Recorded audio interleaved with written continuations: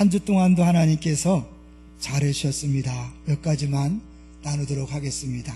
우리 목요일부터 금요일까지 성도님들의 많은 기도 속에 교육자 수련회를 잘 다녀왔습니다. 이 겨울 수련회는 새로운 교육자들의 라이프 스토리를 듣는 시간을 갖습니다. 그래서 처음 우리랑 같이 일하게 된 교육자들이 어떻게 태어났고 어떻게 예수 믿었고 어떻게 은혜를 받고 여기까지 왔는지를 서로 나누면서 저 사람은 저래서 저런 표정을 짓고 저렇게 말하고 행동하는구나, 그렇게 이해할 수 있는 거죠.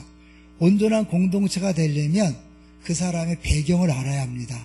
그래서 우리 이번에도 사실 3명만 하려고 그랬는데 또 3명이 우리 먼저 있었던 목사들도 해달라고 그래갖고 하는 바람에 오랫동안 많은 시간을 하면서 더 하나 되는 것을 경험할 수 있습니다. 그러면서 느낀 게 이제 셀도 이번에 새로워졌으니까 모든 패밀리도 시간을 내서 한번 라이프 스토리를 듣는 시간을 가지시면 좋겠다. 모든 부서, 모든 공동체가 한 번쯤은 시간을 내셔서요, 자기 태어난 이야기, 자라난 이야기를 한번 나눠보십시오. 1년, 2년 같이 있는 것보다도 한 번 그렇게 나누면 무지 가까워질 것입니다. 아무쪼록 한 번씩 다 해보셔서 모든 공동체가 하나됨의 기쁨을 누리시기를 바랍니다. 이제 두 번째로는 우리 지난주 오후에 당회에서 귀한 결정들이 몇 가지가 있었어요. 우리 여러분들 다 관심 갖고 있는 영상, 이 장비 드디어 공사하기로 했습니다. 기도해 주시고요. 조만간에 광고가 나갈 텐데 많이 협조해 주시고, 특별히 이제 제일 먼저 광고 나간 것이 선거 TF예요. 왜냐하면 지난번 선거 때 마음 아픈 분들이 많이 있다 그래서 제일 먼저 그분들의 마음을 만져주자 그래서 1번으로 그 광고가 나갔습니다. 여러분이 아프고 힘든 만큼 생각이 많을 거잖아요.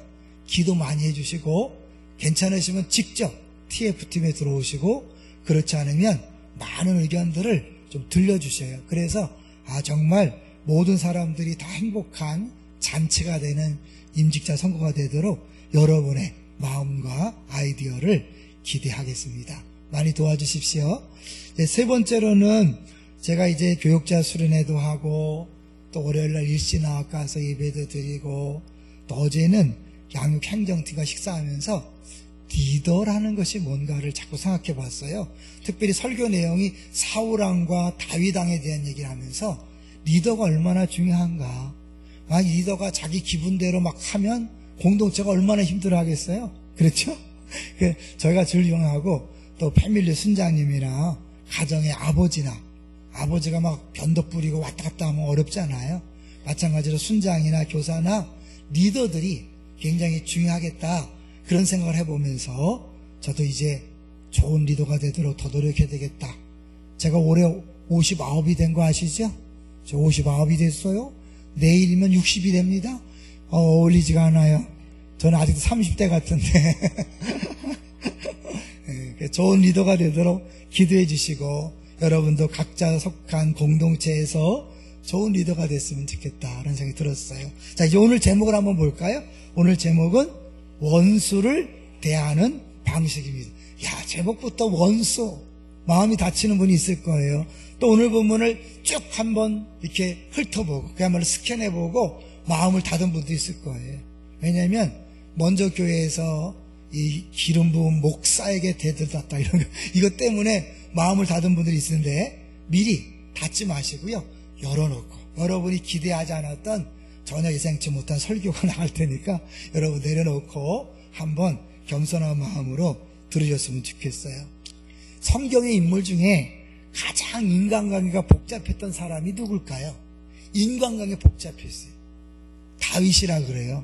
다윗은 맏아들에게 사실은 이렇게 반란 그런 것도 겪고요, 또 수없이 많은 사람을 통해서 저주도 받고 막 죽음의 위협에 넘치고 자기 자신의 잘못으로 또 수많은 갈등들을 겪었죠.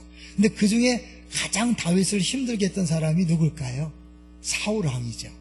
이 사울왕은 그 고든 맥도날드라는 사람이 쓴 내면 세계의 질서와 영적 성장이라는 책에 보면 이 사울왕이 내면 세계가 정돈되지 않은 대표적인 인물이다. 안이 시끄러운 사람 있죠? 많이 복잡한 사람은요, 자기도 모르는 말을 해요. 자기도 이해 안 되는 행동을 막 해요. 하고 나서 후회하죠. 그리고 막 또 자기가 또 그 한 것 때문에 결과로 관계가 깨어지면 또 슬퍼하고 어려워하고 그러면서도 또 안 해야지 안 해야지 하면서 또 이상한 말하고 이상한 행동을 하는 거죠. 이 사울이 그런 사람이었어요. 다윗이 자기를 한번 살려줬거든요. 죽일 수 있었음에도 불구하고 뭐 했죠? 옷자락만 살짝 베고 살려줬어요. 그러니까 이제 고맙다 그러고 너는 진짜 왕이 될 사람이라고 막 그랬어요. 그런데 또다시 3,000명을 이끌고 다윗을 잡아주기로 온 거예요. 그게 이제 오늘 본문이에요. 한번 잠깐 볼까요? 이제 보면 3,000명을 데리고 왔다 그래요. 26장 2절을 한번 보겠습니다. 성경을 먼저 읽으신 분들은 쉽지만 안 읽은 분들을 위해서 26장 2절을 보겠습니다. 시작. 사울이 일어나 십광야에서 다윗을 찾으려고 이스라엘에서 택한 사람 3,000명과 함께 십광야로 내려가서, 지금 블레셋이 늘 위협하고 있어요. 잠시 전에도 블레셋과 싸웠는데 그 적들과 싸워야 될 군사를 다윗 한 사람을 잡아 죽이려고, 물론 다윗에 이제 따라다니는 무리가 있기 때문에 한두 사람 안 되겠지만 3,000명이란 군대를 동원해서 국방의 위협을 느끼면서도 한 사람을 잡아주기로 이렇게 하는 이상한 인간인 거죠. 자, 그런데 하나님이 이 사울을 다윗에게 완전히 맡겨서 죽을 위기를 만나게 합니다. 이제 볼까요? 8절까지 보겠어요. 이제 그가 왔는데 완전히 모든 사람이 잠들었기 때문에 한 방에 죽일 수 있는 상황이 벌어졌어요. 8절을 보겠습니다. 8절 시작. 아비새가 다윗에게 이르되 하나님이 오늘 당신의 원수를 당신의 손에 넘기셨나이다. 그러므로 청하오니 내가 창으로 그를 찔러서 단번에 땅에 꽂게 하소서. 내가 그를 2번 찌를 것이 없으리다 하니, 이 다윗의 충신이 다윗에게 말하는 거예요.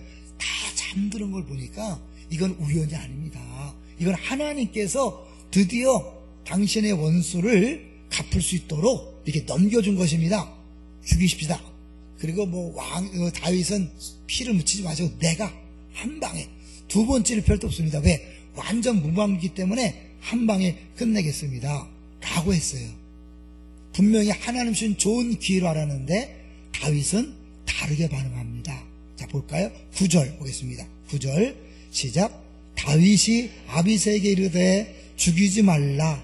누구든지 손을 들어 여호와의 기름 부음 받은 자를 치면 죄가 없겠느냐 하고, 그러면서 어떻게 안 된다. 하나님이 기름 부어 세웠으니까 우리가 손을 대면 안 되고 하나님한테 맡기자. 10절이에요. 이게 이제 다윗의 중요한 신앙의 모습입니다. 10절 시작. 다윗이 또 이르되 여호와께서 살아계심을 두고 맹세하노니 여호와께서 그를 치시리니 혹은 죽을 날이 이르거나 또는 전장에 나가서 망하리라. 다윗은 이 분명히 모든 사람이 볼 때 하나님이 주신 좋은 귀라고 하는 그런 상황에서 자기가 더 이상 어려움을 당하지 않고 위협당하지 않을 해결책을 찾은 것이 아니라 하나님에게 시선을 고정시킨 거죠. 이 상황에서 하나님 원하시는 게 뭔가. 그래서 성경학자들은 24장과 26장을 다윗에 대한 시험이라고 그렇게 해석해요. 그러니까 24장에서도 다윗이 사울을 죽일 수 있는 기회가 있었죠. 기억나시나요? 어떤 상황이었습니까? 다윗을 막 쫓던 사울이 급했나 봐요. 뭐가 급했나 봐요.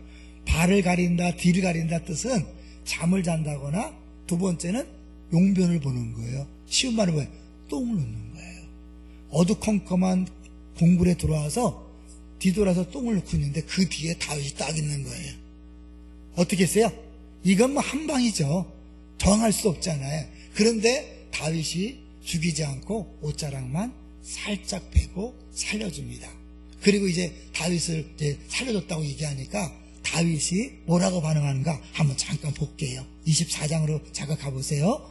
다윗이 죽일 수 있는데 살려줬다 그랬더니 이 사울이 이렇게 반응합니다. 사울도 인정하는 거죠. 16절부터 볼게요. 24장 16절 바로 옆이잖아요. 시작. 다윗이 사울에게 이같이 말하기를 마침내 사울이 이르되 내 아들 다윗아 이것이 내 목소리냐 하고 소리를 높여 울며 17절 다윗에게 이르되 나는 너를 학대하되 너는 나를 선대하니 너는 나보다 의롭도다. 18절 내가 나 선대한 것을 오늘 나타났나니 여호와께서 나를 내 손에 넘기셨으나 내가 나를 죽이지 아니하였도다. 사울도 인정하는 거예요. 하나님이 넘겨줬다고 인정하는 거예요. 다윗도 왜 몰랐겠어요? 하나님 넘겨줬어요. 근데 왜 안 죽였다고요? 거기서 그 사울을 죽이면 사실은 그가 더 이상 위험에 빠지지 않을 수 있는 안전대책이지만 그러나 하나님께서 그 상황에서 다윗에게 원했던 게 있는 거예요. 19절을 볼까요? 19절 시작. 사람이 그의 원수를 만나면 그를 평안히 가게 하겠느냐?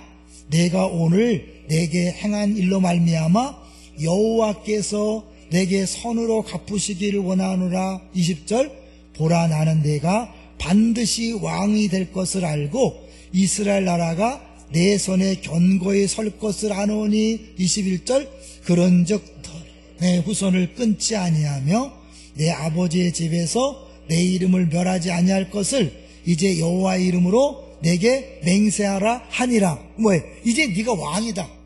너는 진짜 왕이다라고 사울이 인정함으로 말미암아 이제 하나님께서 이 사울을 죽이지 않은 것이 옳았음을 보여주고 있는 거죠. 근데 재미난 것은요 21절에 너는 내 후손을 끊지 아니하며 했잖아요. 그 끊는다는 언어와 또 이 옷자락을 끊는 것과 연관이 있음을 우리가 볼 수 있습니다. 그러니까 결국 이 모든 것들이 우연이 아니라 하나님께서 계획하신 것을 다윗이 알아차리고 그렇게 한 거죠. 우리가요 신앙생활 하면서 때때로 힘들고 어려우니까 이건 하나님의 뜻이다.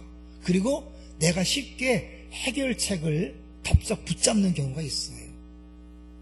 다양하니까 일일이 말씀드릴 수 없지만 내가 요것만 딱 하면 이제 안전하겠다.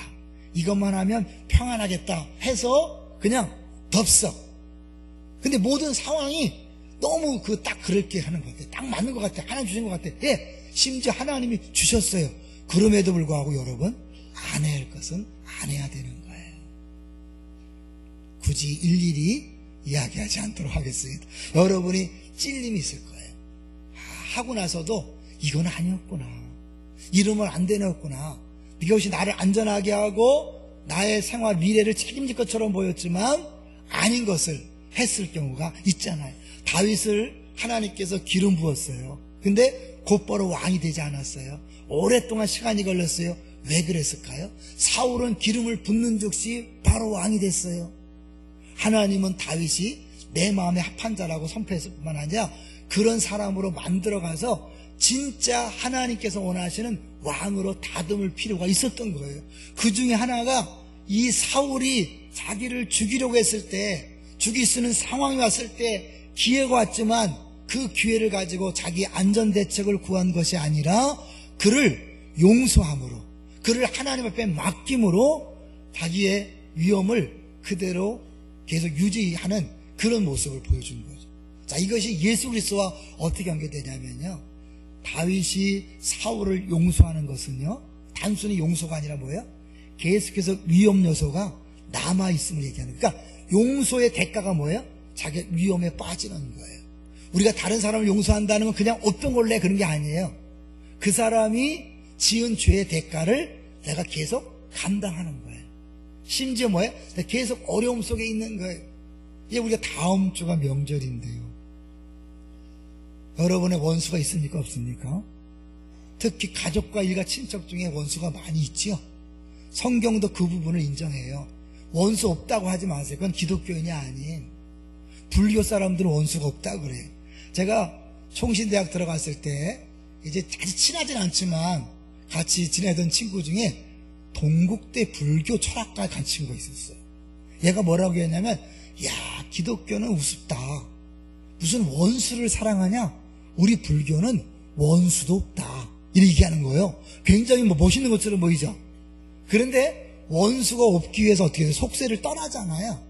그 말은 뭐냐면 이 세상의 영향력에서 벗어날 수 없으니까 도망가는 거거든요. 엄밀히 말하면. 근데 기독교는 뭐예요? 너희는 세상의 소금이다. 세상의 빛이다. 이렇게 얘기하잖아요. 우리는 도망가는 게 아니에요. 그 안에 들어가서 원수들을 만나는 거예요. 근데 복음 안에서 내가 변화되면 이제 그 원수들을 변화시켜서 구원하고 그들을 치유하는 그런 일까지 하는 거예요. 나만 구원받는 게 기독교가 아니에요. 내가 구원받았으면 자연스럽게 빛으로 소금으로 다른 사람을 치유하고 회복하고 구원하는 자리까지 가라고 우리를 부르신 줄로 믿습니다. 그래서 사실은 이 다윗이 이렇게 우리에게 예수 그리스도를 보여주고 예수 그리스도는 또 우리에게 신앙의 모델로 우리에게 온 거죠. 자, 이제 다윗이 사울을 용서한 것은 자기가 위험에 빠지는 길이었다. 용서의 대가가 위험이었어요.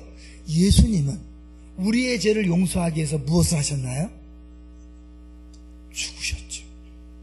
우리를 용서하시기 위하여 위험에 빠지신 정도가 아니라 우리를 위하여 죽으신 거예요. 그리고 그 죽으심은 바로 우리들에게 너희들도 그렇게 살라고 본을 끼친 거라고 말씀해요. 이제 바로 한번 가보겠어요. 우리 베드로 전서로 한번 바로 가려고 그래요.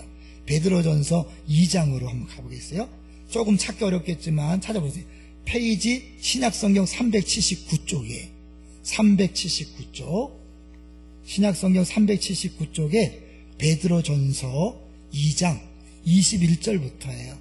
찾는 중에 제가 미리 배경을 말씀드리면 18절에 사완들아 범사에 두려워함으로 주인들에게 순종하되 선하고 관용하는 자들에게만 아니라 또한 까다로운 자들에게도 그리하라. 부당하게 고난을 받아도 하나님을 생각함으로 슬픔을 참으면 이는 아름다우나 죄가 있어 매를 맞고 참으면 무슨 칭찬이 있으리요. 그러나 선을 행함으로 고난을 받고 참으면 이는 하나님 앞에 아름다우니라. 이렇게 말씀한 다음에 뭐예요? 21절 같이 읽을 거예요. 시작. 이를 위하여 너희가 부르심을 받았으니 잠깐 멈추세요. 뭘 위해 부름 받았다고요? 이를 위해 뭐예요? 선을 행하면서 고난을 받는 거예요. 애매히 미움을 받고 그래서 원수가 생기는 거예요. 내가 잘못해서 원수가 생기는 게 아니라 그 인간들이 그냥 내가 아무 잘못도 없는데 나를 미워하고 손해를 끼치고 아픔을 준단 말이에요. 그런 원수들이 있단 말이에요. 근데 그들을 위하여 참는 것, 고난을 참는 것을 위하여 부르심을 받았는데 그 다음에 그리스도 시작. 그리스도도 너희를 위하여 고난을 받으사 너희에게 본을 끼쳐. 잠깐 멈춰요. 뭘 끼친다고요?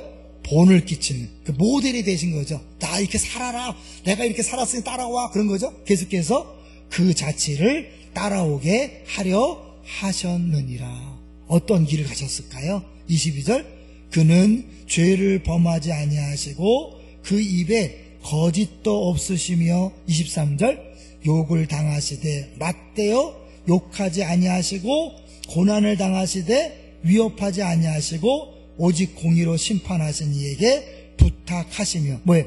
욕을 당하되 같이 맞서자는 거예요. 사울이 죽이려고 한다 그래서 같이 죽이는 게 아니에요. 사실 그를 죽이지 않으면 또 다른 위험이 오는 거예요. 원수를 살려두면 또 다른 고통이 오는 거예요. 김진홍 목사님이 처음에 이제 청계천에서 빈민 사역할 때 주로 먹는 거, 치료하고 고쳐주고 이런 거를 집중했어요. 복음보다도. 근데요, 아내를 막 때리고 애들을 때리던 술주정뱅이가 병들어갖고 그를 간절히 기도하면서 치유하고 회복시켜줬더니요, 딱 건강해서 한 일이 뭐냐면 아내를 또 때리더래요. 그래서 이건 아니구나. 그래서 김진영 목사님 결정적으로 복음 중인 사역으로 변화된 계기라고 책에 쓴 것을 볼 수 있었어요. 여러분, 우리가 원수를 사랑한다는 것, 원수를 용서한다는 건 뭐예요? 내가 스스로 무덤을 파는 거예요. 내가 고통을 더 당하기로 결단하는 거예요. 그게 어떻게 미친 짓이죠. 말도 안 되죠. 그걸 왜 해야 돼요? 네, 예수님이 그렇게 사시고 우리에게 그렇게 살라고 말씀하기 때문에 그래요. 여기 보니까 어때요? 위협하지 않으시고 오직 공의로 심판하신 이에게 부탁하시며 24절. 친히 나무에 달려 그 몸으로 우리 죄를 담당하셨으니 이는 우리의 죄에 대하여 죽고 의에 대하여 살게 하려 하심이라. 그가 채찍에 맞음으로 너희는 나음을 얻었나니. 예수님 채찍에 맞음으로 우리가 치유된 줄로 믿습니다. 우리 병이 나은 줄로 믿습니다. 육체적 질병으로 고생하시는 분들 이 말씀 붙잡고 기도하세요. 하나님 약속의 말씀이에요. 동시에 뭐예요? 이제는 내가 고통당함으로, 아픔당함으로, 고난당함으로 누군가를 치유하고 회복하는 일을 하기를 원하신다는 거예요. 자, 이것을요 다윗이 이미 우리에게 보여줬어요. 다시 이제 오늘 본문으로 오세요. 26장으로 돌아보세요. 이 같이 맞서지 아니하고 같이 싸우지 아니하고 오히려 용서할 뿐만 아니라 뭐예요? 하나님 앞에 맡겼다 그랬잖아요. 자, 10절 26장 10절을 보세요. 26장 10절 시작. 다윗이 또 이르되 여호와께서 살아계심을 두고 맹세하노니 여호와께서 그를 치시리니 혹은 죽을 날이 이르거나 또는 전장에 나가서 망하리라. 아직 한 번 살려줬을 때 그는 다시 와서 다윗을 죽이려고 했어요. 그러니까 두 번째 살려주고 이제 그것이 마지막이었어요. 그리고 좀 지나면 사울이 결국 모든 가족들과 함께 전쟁터에서 죽습니다. 누가 하신 거예요? 하나님이 하시는 거죠. 이번에 교육자 수양회 때 이 교육자들 얘기하다가 조승봉 목사님의 재미난 얘기를 들었어요. 그 아버지가 동네에서 유명할 정도로 그렇게 우락부락하고 무서운 사람이래요. 어느 날 동네 형들이 이 조승봉 목사님을 건드렸대요. 그랬더니 이 아버지가 동네 선배들을 다 일렬로 쫙 세워놓고는 한 명씩 아구창을 빡빡빡 그렇게 때렸대요. 다시는 건들지 않았다는 거예요.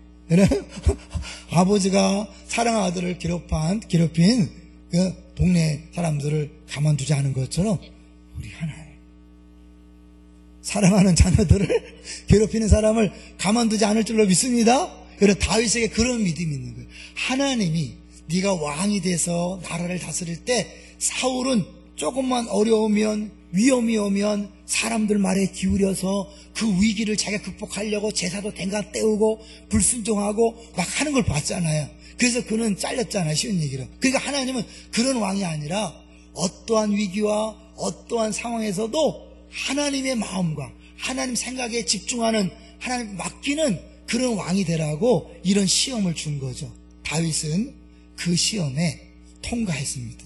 근데 왜 한 번도 아니고 두 번일까요? 여기서요, 아까 봤던 24장에서는 사울이 다윗 왕 될 것만 인정했어요. 그러나 왜 회개하지 않았습니다. 자, 그런데 두 번째, 이번에 살려줬을 때 사울이 어떻게 반응하는가 볼까요? 자, 보세요. 사울이 26장 21절이에요.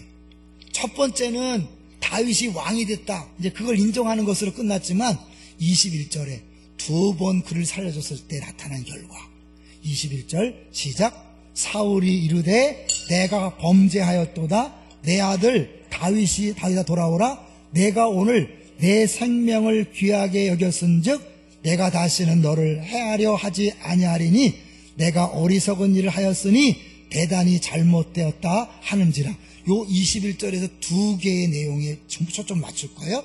하나는 내가 범죄하였도다, 또 하나는 내가 어리석은 일을 했다는. 사울이 드디어 자기가 범죄했다고 회개하는 모습이 나타납니다. 그런데요, 이 내가 범죄했도다, 히브리어는 이런 히브리어에서 여러 가지 복잡한 게 있어요. 단어 수가 적기 때문에 여러 가지 그런 변형된 그런 문법을 가지고 언어들을 내용 표현하거든요. 똑같이 이 주어나 또 그런 동사나 그런 것도 똑같은 내가 범죄했다라는 고백을 다윗이 위에 두 번을 똑같이 합니다. 혹시 언제 했을까 상상이 되십니까? 다윗이 내가 범죄했다가 두 번을 해요. 심각한 범죄를 저지른 두 번 있었어요. 언제 했을까요? 첫 번째는 우리아의 아내 밧세바를 범하고 우리아를 죽였죠. 그때 나단이 와서 죄를 딱 지적하니까 이제 그때서 죄를 깨닫고 내가 범죄했다. 똑같은 고백이에요. 내가 범죄했다. 또 한 번 언제 했을까요? 이 다윗이 말년에 하나님은 숫자를 세지 말라 그랬거든요. 왜? 네가 괜히 자랑하는 것 같으니까 하지 말라 그랬는데 다윗이 숫자를 셌어요. 하나님이 진노하셨어요. 그래서 백성들에게 진노와 재앙을 내린다고 그럴 때 그때 내가 범죄했다 라고 고백했어요. 하나님이 용서했을까요? 안 했을까요? 했을까 안 했을까요? 했죠. 우리의 아내 밧세바를 범했다고 다윗이 잘리지 않았어요? 마지막에 숫자를 셌다고 잘리지 않았어요. 다만 하나님이 어마어마한 징계를 통해서 그 죄임을 깨닫게 했죠. 그런데 그 다윗의 죄를 하나님이 용서하신 이유가 뭘까요? 그것이 바로 23절에 나와 있어요. 자, 23절 볼까요? 시작. 여호와께서 사람에게 그의 공의와 신실을 따라 갚으시리니 이는 여호와께서 오늘 왕을 내 손에 넘기셨으되 나는 손을 들어 여호와의 기름 부음을 받은 자 치기를 원하지 아니하였습니다. 24절. 오늘 왕의 생명을 내가 중히 여긴 것 같이 내 생명을 여호와께서 중히 여기셔서 모든 환난에서 나를 구하여 내시기를 바라나이다 하니라. 여보세요? 24절. 오늘 왕의 생명을 내가 중히 여긴 것 같이. 그럼 뭐가 나와야 돼요? 왕도 내 생명을 중히 여겨야 하면 일이 될 거잖아요. 그죠? 내가 왕의 생명을 중히 여겼으니 왕도 내 생명을 중히 여게 됩니다. 그런데 그러지 않고 뭐예요? 내가 중히 여긴 것처럼 내 생명을 누가요? 여호와께서 중히 여기셔서 모든 환난에서 나를 구하여 내시기를 원하나요? 하나님이 사울의 목숨을 살려준 것, 그 목숨을 귀하게 여긴 것은 뭐예요? 하나님이 기름 부었기 때문에, 하나님 때문에 살려줬잖아요. 그건 뭐예요? 하나님을 바라본다는 거예요. 그런지 하나님도 이제 나를 그렇게 불쌍히 여기시고 나를 구원해 주십시오. 그런 기도해요.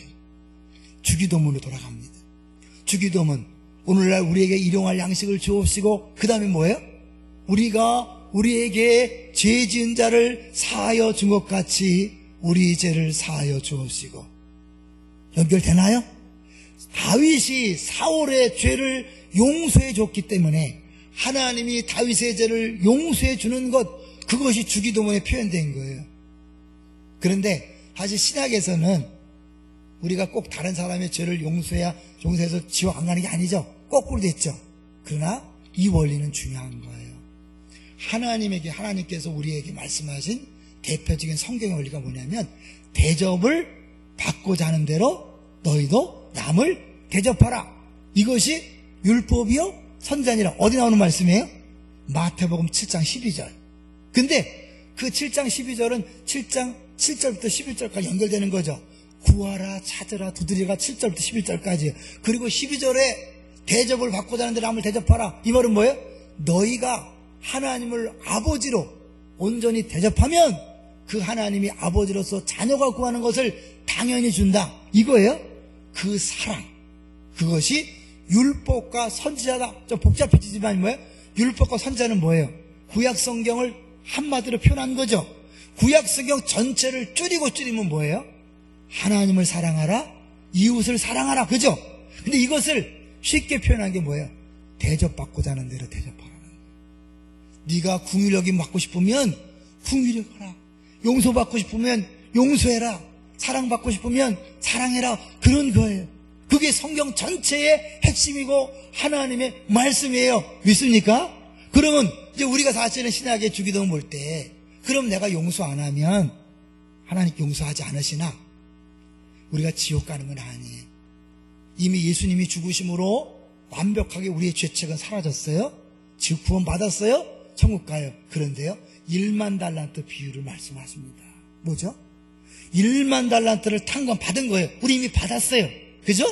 예수 믿고 받았어요. 믿습니까? 그런데 그렇게 받은 우리가 100대나 빚진 사람을 멱살을 잡고 갚지 않아 죽여버린다. 이러면 사람들이 신고해서 그 주인이 화가 나고 감옥에 집어넣는다는 거 아니에요. 이게 예수님의 말씀입니다. 이 말은 뭐예요? 내가 누구를 용서하지 않으면 내 죄가 용서 안 되는 게 아니라 용서받은 기쁨이 사라지는 거예요. 하나님이 당신에 대한 한 사랑은 언제나 100%입니다. 믿습니까? 그 사랑은 변하지 않아요. 그럼 내가 하나님을 사랑하는 것만큼, 다른 사람을 사랑하는 것만큼 그 사랑의 길이와 넓이와 높이와 깊이를 알아가는 거예요. 이게 차이예요.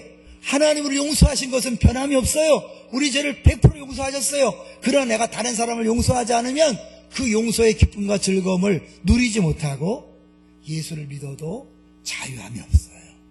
기쁨이 없어요. 감사와 평안이 없는 거예요. 여기서 이제 우리 기름 부음 받은 자에 대한 얘기를 할 거예요. 누가 기름 부음 받은 자입니까? 담임 목사죠?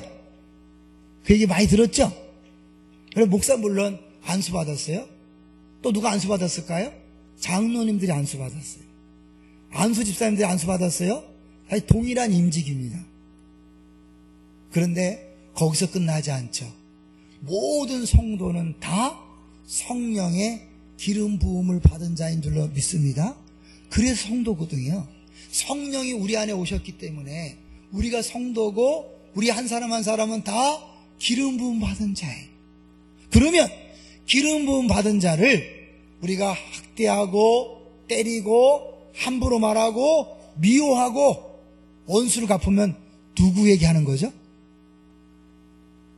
이 다윗이 사울은 자기의 원수고 자기를 괴롭히고 하나님께서 너 죽여도 좋다고 그렇게 할 정도로 다 끝난 왕이지만 하나님이 기름 부었으니 하나님에는 손댈 수 없다 라고 한 것처럼 우리들이 다 하나님의 기름 부음 받았다면 누구만 손대야 돼요? 하나님만이 손대야 되는 주인공인데 우리가 함부로 말하고 함부로 대했다면 뭐예요? 누구에게? 하나님에게 함부로 대한 게 되는 거죠. 동의하십니까? 혹시 생각나는 게 있다면 여러분 즉시 회개하셔야 합니다. 사실은 사무엘상 2장으로 잠깐 가볼게요. 이제 마지막 찾는 거예요. 여러분 이렇게 찾게 해서 죄송해요. 사무엘상 2장 30절이요. 사무엘서를 꿰뚫는 하나의 문장이에요. 2장 30절을 보세요. 2장 30절 시작. 그러므로 이스라엘 하나님 나 여호와가 말하노라 내가 전에 내 집과 내 조상의 집이 내 앞에 영원히 행하리라 하였으나 이제 나 여호와가 말하노니 결단코 그렇게 하지 아니하리라. 나를 존중히 여기는 자를 내가 존중히 여기고 나를 멸시하는 자를 내가 경멸하리라. 누가 한 말씀이에요? 하나님이 하신 말씀이에요. 나를 존중히 여기는 자를 내가 존중히 여기고 나를 멸시하면 내가 경멸하겠다는 거예요. 하나님이 기름 부었기 때문에 하나님은 다윗은 사울을 건드리지 않았어요. 사울이 훌륭한 게 아니에요.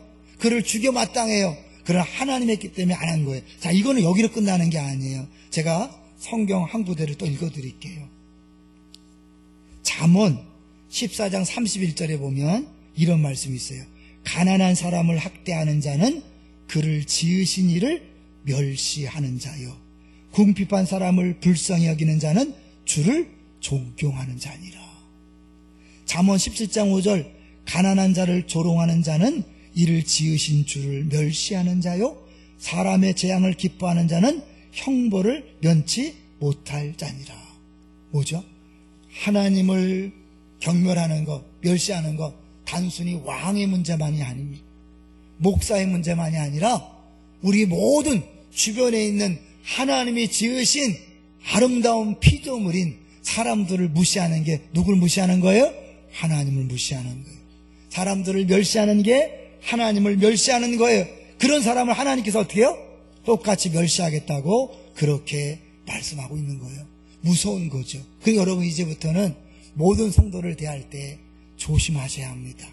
함부로 말하고 함부로 행동하지 마시기 바랍니다. 그리고 내 자신이 그런 존재임을 여러분이 잊지 마셔야 돼요.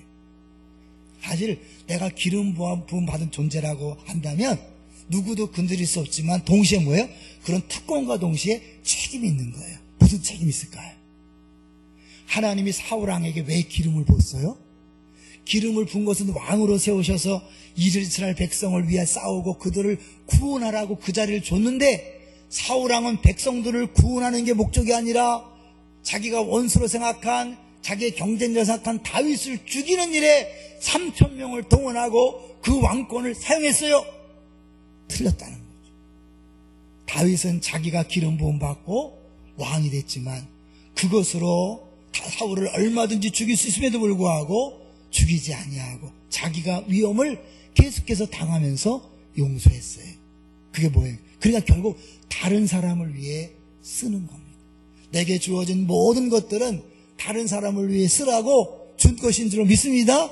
예수님이 그랬잖아요. 예수님은 우리를 위하여 그분이 기름 부은 메시아로 이 땅에 오셨지만 자기를 위해 쓰지 않고 자기를 위해 살지 않고 전적으로 우리 죄인들을 살리려고 우리 죄를 대신하여 죽으심으로 하나님께서 우리에 대한 자의 사랑을 확증하신 것처럼 전적으로 우리를 위하여 희생하신 분인 줄로 믿습니다. 그래서 이제 결론적으로 가는 거예요. 나타난 결과, 다윗이 자기가 기름 부음 받았지만 자기가 자기를 위해 쓰지 않고 이웃을 용서하고 그렇게 희생했을 때 어떤 일이 벌어지냐면 다시 21절 보십시오. 사울이 이르되 내가 범죄하였도다. 회개하고 돌아오는 일이 벌어지는 거예요. 자, 그런데 이제 여기서요. 그래도 쉽지 않다. 나는 그렇게 용서가 안 돼. 도저히 용서가 안 돼. 예. 그래서 이 뒤에 21절 끝부분에 보니까 내가 어리석은 일을 하였으니 대단히 잘못되었도다 하는지라. 예수님이 십자가에 죽으실 때 뭐라고 기도하셨죠? 주님, 저들의 죄를 용서하여 주옵소서. 왜요? 저들은 자기들이 하는 짓을, 자기들이 하는 것이 무엇인지 알지 못합니다. 사울이 그 고백을 하는 거예요. 내가 무슨 짓을 하는지도 모르고 어리석은 짓을 했다. 근데 사울만 그런가요? 따지고 보면 우리도 사실 하나님 앞에서 어리석잖아요. 수없이 죄를 짓잖아요. 왜? 사랑하라 그러고 대접받고자 대접하라 그러고 하나님 말씀대로 살라 그래도 살지 못하는 죄인이잖아요. 인정하십니까? 내가 그런 불쌍한 죄인이란 사실을 인정할 때 그 사람이 나에게 향하는 그것들도 저가 알지 못하고 저러는 것이다 라고 불쌍히 여기고 더 나아가서 아까 얘기했죠. 다윗을 다윗 되게 하기 위해서, 다윗을 하나님께서 원하시는 왕으로 만들기 위해서 수많은 사람을 동원하여 다윗을 변화시켰다 그랬잖아요. 결국 사울왕도 압살람도 앞에 나왔던 이런 나발도 다 뭐예요? 하나님께서 다윗을 위해 동원한 통로들이에요. 그렇게 본다면 내 주변에 나를 힘들게 하고 어렵게 하고 나를 고통을 주는 그 수많은 원수들은 다 누구를 위해? 죄송하지만 나를 위해 하나님께서 그들을 하나님이 쓰시는 거죠. 그들은 자기도 무슨 짓을 하는지도 모르고 그렇게 이유 없이 미워하는 거예요. 나 왜 걔를 미워했는지 모르겠다. 예? 자기도 이유도 모르고 하는 거예요. 그것이 얼마나 험악하고 나쁜 짓인지 모르는 거예요. 하나님이 기름 부은 자를 대적하고 미워하는 것이 얼마나 무서운지 모르고 그렇게 하는 거예요. 그것을 우리가 인정하는 거죠. 그들도 나도 부족하고 연약하고 어리석은 것처럼 그들도 부족하고 어리석은 짓을 한다. 예수님께서 저들의 죄를 용서하여 주옵소서. 저들이 하는 짓을 알지 못합니다. 동일하게 우리도 그들이 알지 못해서 저럽니다. 용서해 주세요. 살려주세요. 그럴 때마다 있잖아요. 아까 얘기했던 것처럼 하나님이 나를 용서하신 기쁨이 내 안에서 넘쳐나는 거예요. 따지고 보면 용서는요, 그 사람을 위한 게 아니에요. 나를 위한 거예요. 자, 여기서 하나의 예화를 같이 나누도록 하겠습니다. 혹시 코소보 전쟁 기억하시나요?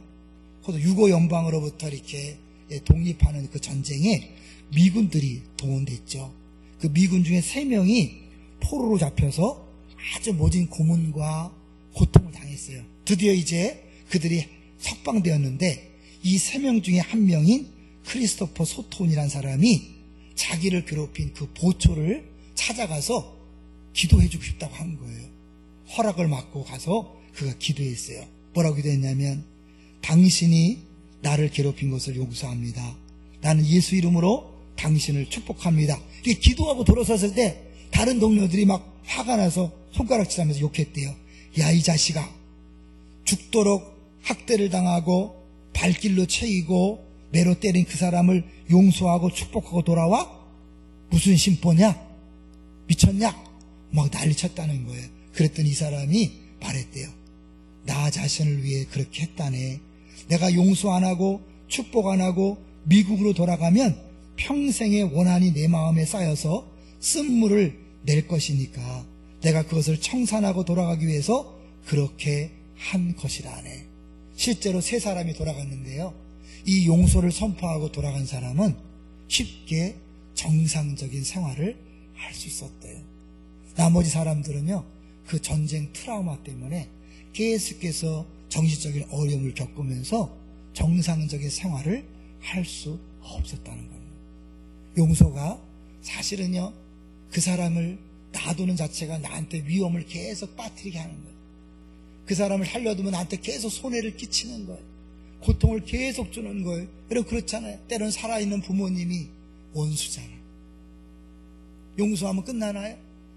또 돈을 요구하고, 죄송하면 또 괴롭히고, 또 어렵게 만들고, 끊이지 않는 계속되는 반복되는 고통 속에서 용서하고 싶지 않잖아요. 그치? 같이 봉사하는 지체가 나를 힘들게 할 때 용서하면 그도 눈물 흘리고 똑같이 반응하면 모르는데 더 기고만장해서 더 함부로 대하잖아요. 그럼에도 불구하고 용서해야 되나요? 네. 그것은 나를 위한 거예요. 그리고 그 사람은 하나님이 알아서 하실 것입니다. 용서와 건강의 관계를 40년 동안 연구해온 북캘리포니아의 테도 치유연구센터가 이런 결론을 내렸대요. 용서는 건강도 회복시켜 준다. 동의하시나요? 용서해야 마음도 건강하고 육체도 건강하고 가정도 건강해질 수가 있는 겁니다. 여러분 용서하지 않잖아요? 소화도 잘 안 돼요. 잠도 잘 안 와요. 동의하시죠? 늘 분노가 쌓여 있어요. 그래서 쉽게 화를 내요. 부부관계가 깨어져요. 애들한테 함부로 화내서 애들이 삐뚤어 갈 수 있어요. 왜냐면 내가 용서하지 않는 게 상대방의 문제가 아니라 내가 해결되지 않은 이 감정 속에서 너무 힘들고 어려워요.